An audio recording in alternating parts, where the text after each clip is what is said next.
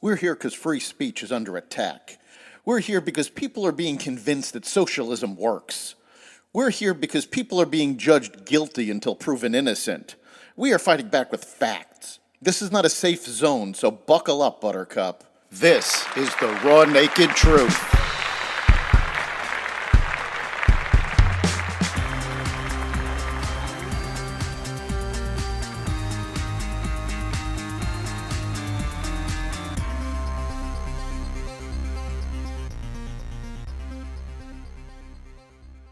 Welcome to the Raw Naked Truth. I'm your host, Eric Lopkin, and here's today's news. The three main U.S. stock indexes plunged on Monday following a sobering Friday inflation report. The S&P 500 dropped about 3.9%, falling into bear market territory, meaning the index is 20% below its January high. The Dow Jones Industrial Average and the NASDAQ Composite also dropped shortly. The Dow closed down 2.8%, while the tech-heavy NASDAQ lost 4.7%. Investors are bracing for the Federal Reserve to conclude a two-day policy meeting Wednesday with a decision to raise interest rates a half point to rein in rising prices, with some analysts expecting a rare 0.75% hike. U.S. stock futures made modest gains early Tuesday. A New York Times report revealed that many Democratic Party officials have little faith that President Biden can keep his party afloat amid mounting crises. The report cited nearly 50 Democratic officials and disappointed voters who are alarmed about Republicans' rising strength and extraordinarily pessimistic about an immediate path forward under the Biden administration. There is low enthusiasm from Biden's base and worry from party officials about the president's lack of leadership, his age, and his capability to take the fight to former President Donald Trump a second time, the Times wrote.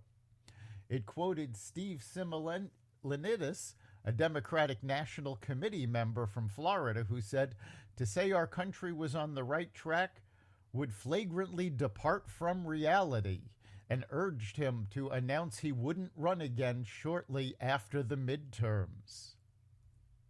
The piece also depicted the January 6th committee hearing as perhaps the last best chance before the midterms to break through with persuadable swing voters who have been more focused on inflation and gas prices. The January 6th Commission has been putting on a show trial for the American people, hiring a television producer to make the meetings appealing to the American voter. The Commission is not holding hearings, despite them using that term to describe what they are doing. Hearings include witnesses being cross-examined. No cross-examination has been done. The Commission also lacks any real power. It can recommend actions, but cannot actually do anything.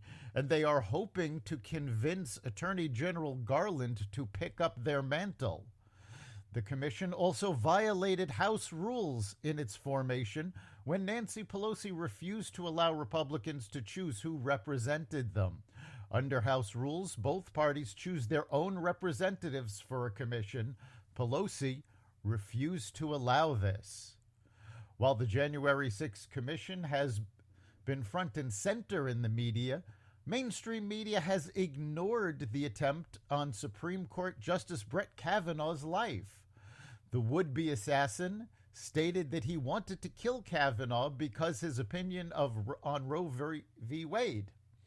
Mainstream media has covered this up in order to focus on the January 6th Commission in order to push their progressive agenda. Their storyline is not served by left-wing violence. They want to prove that it's the right wing that is a threat to democracy, a claim that has already been proven completely ludicrous. That's the raw naked truth.